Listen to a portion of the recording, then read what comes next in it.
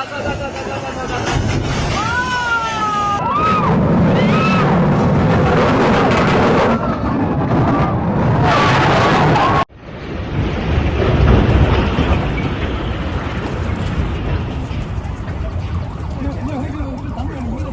all covered in today's China Truths. Man, the quality of houses these days is truly worrying. They're supposed to last 70 years, but you can't even live in them for 20. Look at this balcony wall, it's cracked here. See? The steel bars are exposed.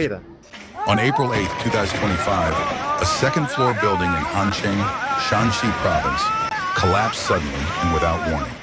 Seeing the collapse of this ancient building, some netizens said that if they hadn't known the cause was shoddy construction, they would have thought it was a severe earthquake. Others with expertise in construction pointed out, it's a purlin problem.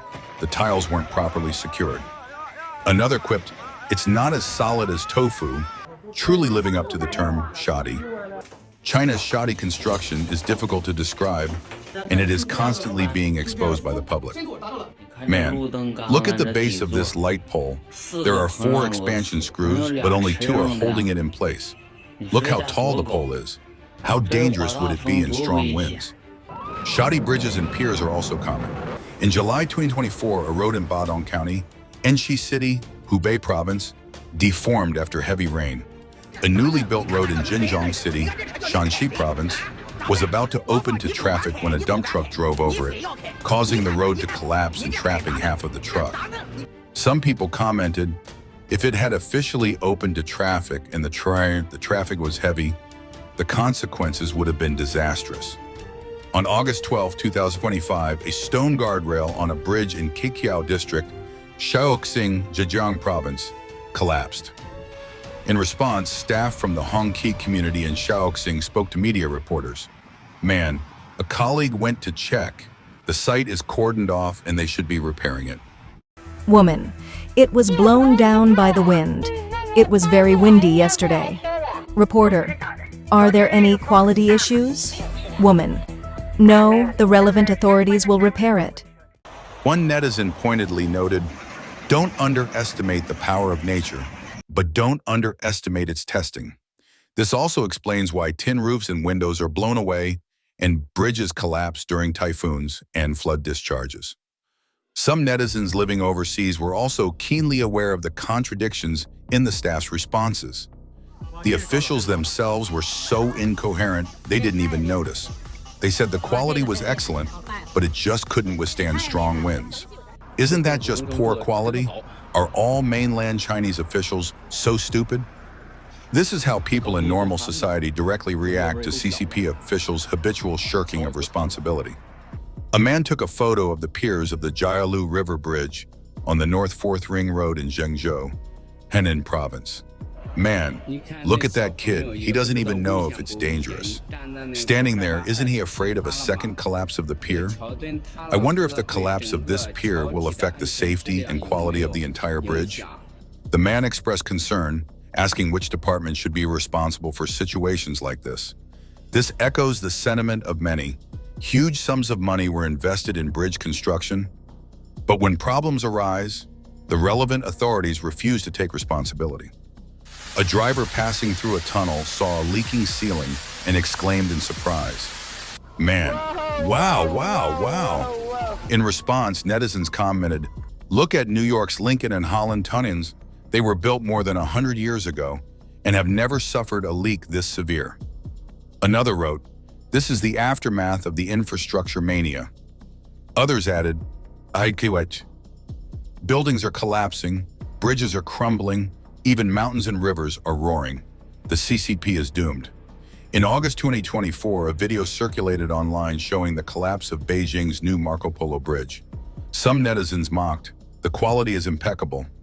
Others remarked, "At least it wasn't a natural disaster." The implication was clear. The CCP could no longer shift the blame onto nature. One viral video ridiculed the regime, saying corruption and shoddy construction are inseparable. Man, Mr. Tang, we originally said this section was 35 meters, but your thickness is only 20 square meters. Oh, just right, just right. This part is qualified. qualified, but the road width in the bid was set at 6 meters, and now it's at most 4.5.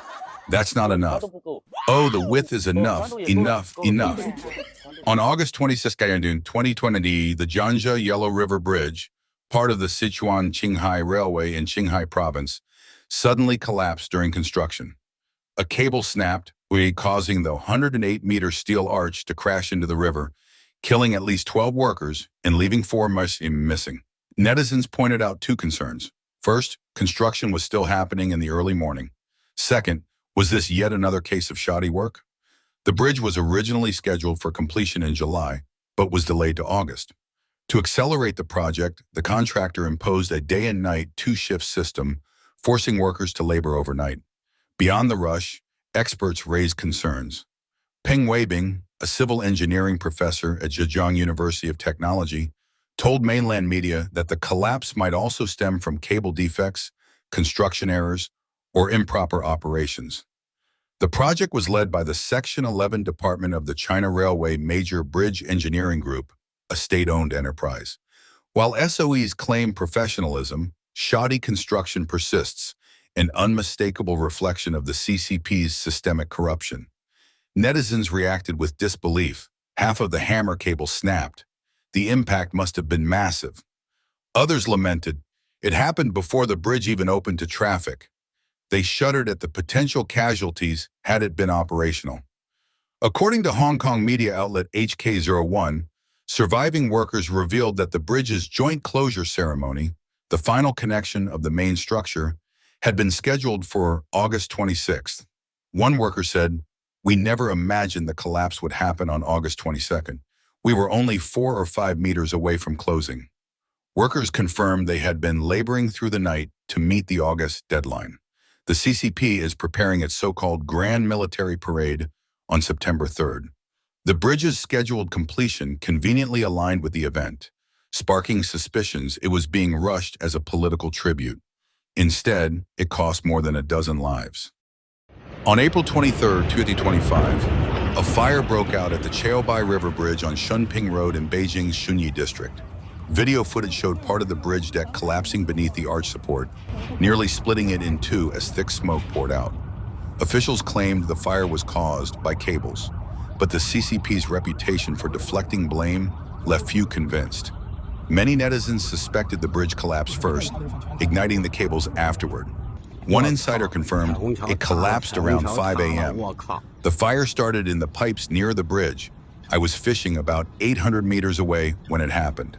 Others were incredulous, asking, what kind of fire burns down a bridge?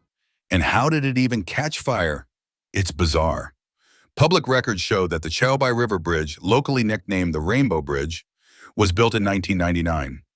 Located near Beijing Capital Airport, it serves as a major route linking downtown Beijing with Xunyi and Pinggu. Some people bluntly remarked, this bridge was designed for a 100-year lifespan, yet it barely lasted 20. Another added, a 20-year-old bridge collapsing like this? Its quality is shameful. On April 23, 2025, the Beijing Municipal Transportation Commission released its preliminary findings on the Chaobai River Bridge collapse. Investigators concluded that a fire in the underground cable trench damaged the bridge's tie rods, causing the suspension rods to snap. The failure triggered a catastrophic chain reaction that brought down the entire main span. Yet only 3 months later, on July 29, 2025, the Rainbow Bridge collapsed again, this time captured in a video that spread online. For days, Beijing had been battered by unusually heavy rains, forcing the Miyun Reservoir to release massive amounts of water. The Chaobai River, which flows directly downstream, surged with floodwaters. Under the pressure of rising currents, the bridge gave way once more, this time more severely than before.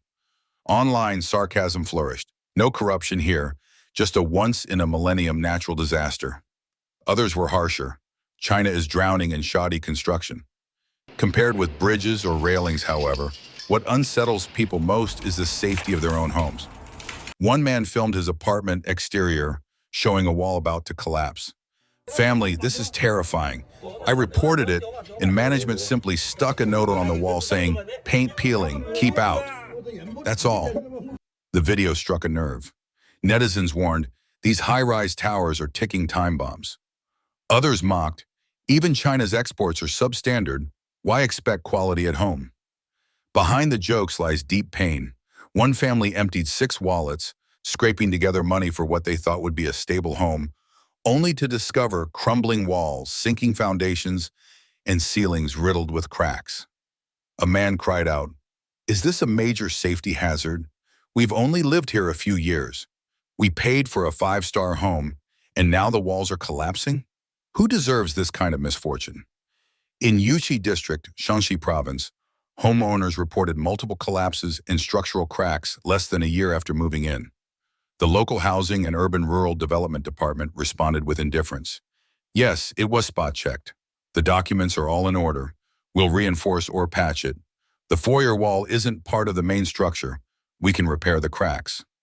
Elsewhere in Qinhuangdao, Hebei Province, balconies on the 3rd and 4th floors of a residential block simply fell away. Residents could only gasp, "Too dangerous." An elderly man who had lived there since 1985, 40 years, watched his balcony collapse. Ironically, this old building from the 1980s was considered sturdier than many modern constructions.